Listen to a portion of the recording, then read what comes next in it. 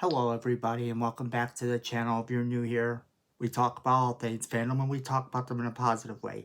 Now usually we reserve Tuesdays for our horror movie talk, but something's come to our attention that we need to talk about, and that is Winnie the Pooh. I know, but this is different.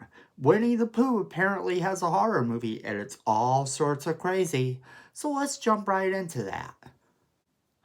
Alright, so the name of the movie is Winnie the Pooh, Blood and Honey. Now, how can this happen? Well, we're going to talk a little bit about that first because Winnie the Pooh went into public domain at the beginning of this year.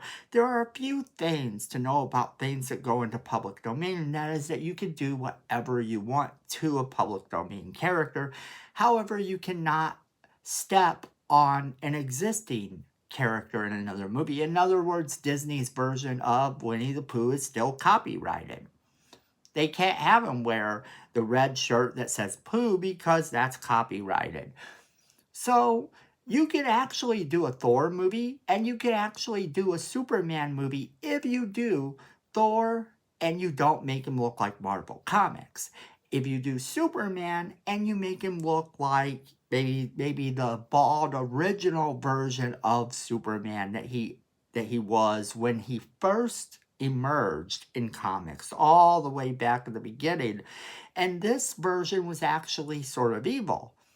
Now, the idea of bringing Winnie the Pooh into a horror movie is a very twisted concept, but welcome to the world of characters in public domain. Now, the plot of Winnie the Pooh has Christopher Robin grows up. He sort of abandons his imaginary friend of Winnie the Pooh. He decides that he's outgrown him or whatever, so Winnie the Pooh and all the imaginary characters there are starving. So apparently, they come to life out of starvation, I guess, and start a murderous rampage. And if this sounds crazy, it's because it is.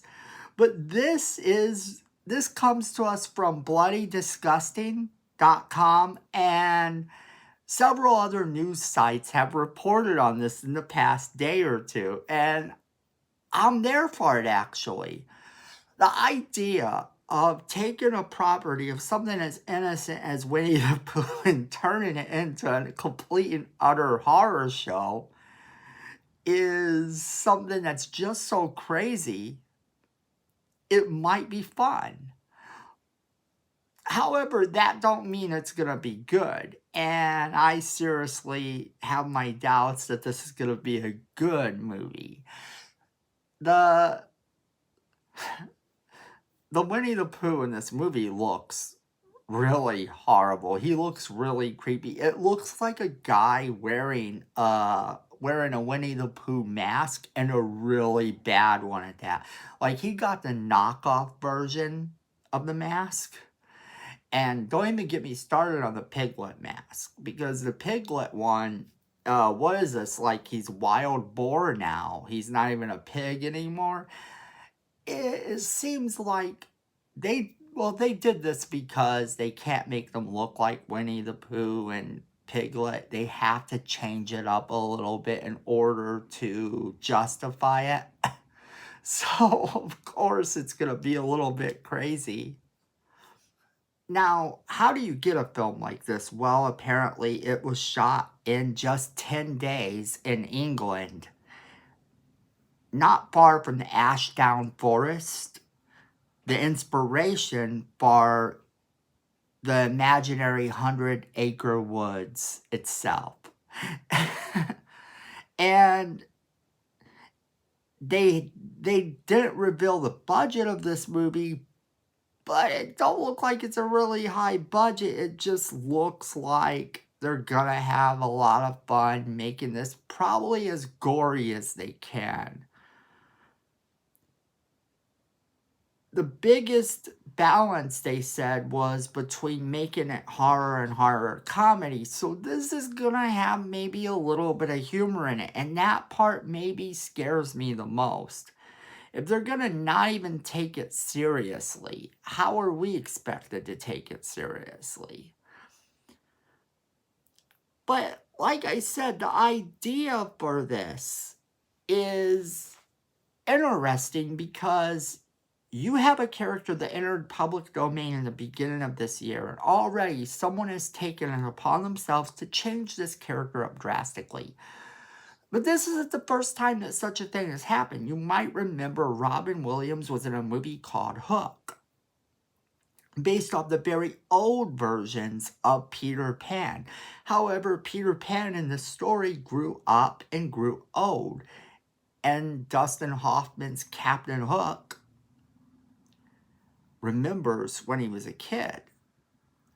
And that concept ran while Peter Pan was in sort of this public domain limbo. You couldn't make him look like Disney, but you could pretty much do a Peter Pan movie. In fact, I still think Peter Pan falls into that category, although I'm not sure how.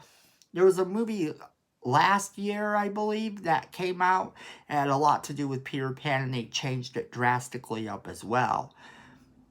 But for me, the concept of Hook didn't feel like it was something that was done out of the necessity to change it up. It seemed to me like they were having fun just making this adventure with a grown-up Peter Pan and Captain Hook. If they can do something similar with this movie, then bravo to them, but this concept seems just far-fetched enough that I don't see them being able to step out of this bound and make it anything relatable to the Winnie the Pooh that we know and love. Now, what they did do was make it as close to the 1926 version of Winnie the Pooh as they could, in order to sort of isolate it from everything else. Make sure that they were following what actually was in the public domain and not stepping on any copyright. And that's the best they can do. I mean, honestly. And no real details are known about this movie yet other than what I gave you for details. So I don't know how crazy this movie's going to be. I don't know what to think about this at all. Winnie the Pooh as a horror film. Before we get a Five Nights at Freddy's movies? I mean, what? I mean, we've had a couple different movies that border on this Five Nights at Freddy's type of scenario, and we haven't gotten that yet. But never fear, a bit of information that I happen to know that I'll share with you guys is the Five Nights at Freddy's movies is still being made. It is still planned. So you will get it eventually down the line. Just there's a lot of other properties that are similar or concepts that people have that are similar that they are bringing to the forefront and trying to make into something before Five Nights at Freddy's. And maybe that hurts Five Nights at Freddy's box office when that movie finally does come out. People have seen this concept before. And this one being the imaginary friends isn't all that different from some of the others that we've seen. Now you have some movies like this that have already come out. Willy's Wonderland is an excellent movie that follows some animatronic creatures who come to life and kill each other. Kill whoever.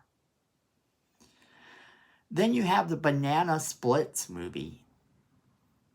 And the Banana Splits movie is based on a really old TV show. And if you don't know, it's crazy. But the movie itself follows a live action show of the same name. That all of a sudden the creatures come to life and start killing people. And then apparently Poppy Playtime is supposed to get its own movie.